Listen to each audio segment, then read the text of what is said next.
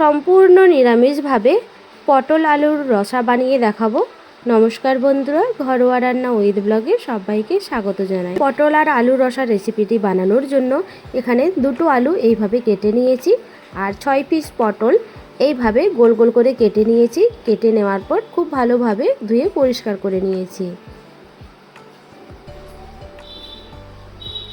আর অপরদিকে দেখুন, রেসিপিটি বানানোর জন্য সবার প্রথমে কড়াই গরম করে তার মধ্যে পরিমাণ মতো সাদা তেল দিয়ে দিলাম। তেল খুব সুন্দরভাবে গরম হয়ে এলে এর মধ্যে আগে থেকে কেটে রাখা পটলের টুকরোগুলো দিয়ে দিচ্ছি। দিয়ে দেওয়ার পর আর তার সাথেই দিয়ে দিচ্ছি স্বাদ অনুযায়ী লবণ আর সামান্য হলুদ গুঁড়ো দিয়ে দিলাম। দিয়ে দেওয়ার পর খুব ভালোভাবে নাড়াচাড়া করে নিচ্ছি। সম্পূর্ণ নিরামিষভাবে তৈরি পটলের রেসিপিটি ভালো লাগলে অবশ্যই একটা লাইক দিয়ে কমেন্টে জানাবেন। হলুদ গুঁড়ো দিয়ে দেওয়ার পর পটল খুব ভালোভাবে ভেজে নিয়েছি। এক সাইডে করে দেওয়ার পর ওর মধ্যেই কেটে রাখা আলুর টুকরোগুলো দিয়ে দিলাম। দিয়ে দেওয়ার পর খুব ভালোভাবে নাড়াচাড়া করে নিচ্ছি। পটল আর আলু খুব সুন্দরভাবে ভেজে নিতে হবে।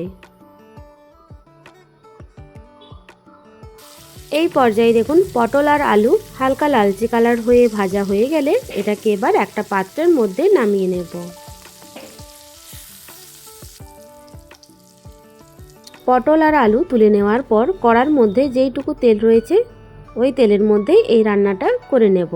তার জন্য দেখুন, সবার প্রথমে হাফ চা চামচ গোটা জিরা দিয়ে দিলাম। এরপর এর মধ্যে আদা বাটা দিয়ে দিলাম। দিয়ে দেওয়ার পর খুব ভালোভাবে নাড়াচাড়া করে নিচ্ছি যতক্ষণ না পর্যন্ত আদার কাঁচা গন্ধ চলে যাচ্ছে আর ফ্লেমটা লো রয়েছে। এরপর এর মধ্যে দিয়ে দিচ্ছি গুঁড়ো মশলা। তার জন্য সবার প্রথমে দিয়ে দিলাম হাফ চা চামচ করে হলুদ গুঁড়ো, ঝাল লঙ্কার গুঁড়ো, ধনে গুঁড়ো আর কালারের জন্য কাশ্মীরি লঙ্কার গুঁড়ো। দিয়ে দেওয়ার পর খুব ভালোভাবে নাড়াচাড়া করে নেওয়ার পর এর মধ্যে একটা টমেটো কুচি দিয়ে দিলাম। টমেটো কুচি দিয়ে দেওয়ার পর এর মধ্যে স্বাদ অনুযায়ী লবণ দিয়ে দিলাম আর তার সাথে অল্প জল দিয়ে মশলা খুব ভালোভাবে কষিয়ে নিতে হবে। কিছুক্ষণ মশলা কষিয়ে নেওয়ার পর এর মধ্যে দিয়ে দিচ্ছি জিরে বাটা। দিয়ে দেওয়ার পর খুব ভালোভাবে নাড়াচাড়া করে নিচ্ছি।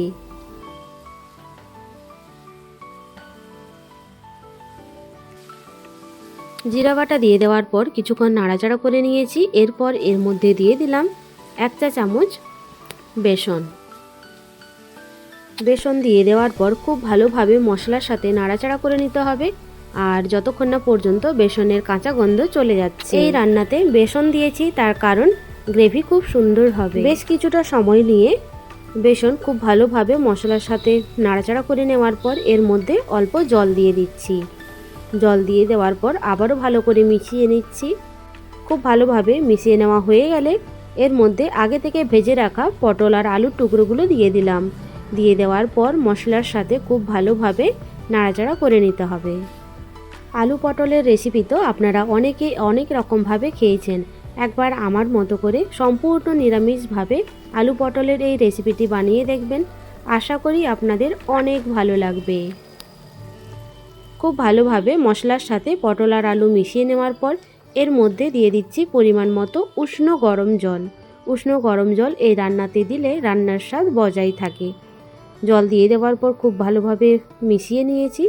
এরপর এটা ঢাকা দিয়ে রাখবো যতক্ষণ না পর্যন্ত পটল আর আলু সেদ্ধ হয়ে আসছে আর ফ্লেমটা রয়েছে মিডিয়াম। বেশ কিছুটা সময় পর এর ঢাকনাটি সরিয়ে দিলাম। সরিয়ে দেওয়ার পর খুব ভালোভাবে নাড়াচাড়া করে নিচ্ছি। এই পর্যায়ে পটল আর আলু কিন্তু খুব সুন্দরভাবে সেদ্ধ হয়ে গিয়েছে। খুব ভালোভাবে নাড়াচাড়া করে নেওয়ার পর এর মধ্যে দিয়ে দেব 1 চা চামচ ঘি। নিরামিষ রান্না তাই এখানে ঘি ব্যবহার করলাম, আপনারা চাইলে ঘি নাও ব্যবহার করতে পারেন। ঘি দিয়ে দেওয়ার পর খুব ভালোভাবে মিশিয়ে নিচ্ছি। খুব ভালোভাবে মিশিয়ে নেওয়ার পর গ্যাসের ফ্লেম অফ করে দেব। সম্পূর্ণ নিরামিষভাবে তৈরি আলু পটলের রসা পরিবেশনের জন্য একদম রেডি। পছন্দসই খাবারের সাথে পরিবেশন করুন, অসাধারণ লাগবে। রেসিপিটি ভালো লাগলে অবশ্যই একটা লাইক দিয়ে কমেন্টে জানাবেন। আজ তাহলে এই পর্যন্ত, দেখা হবে নতুন একটা রেসিপি নিয়ে। সবাই ভালো থাকবেন, সুস্থ থাকবেন।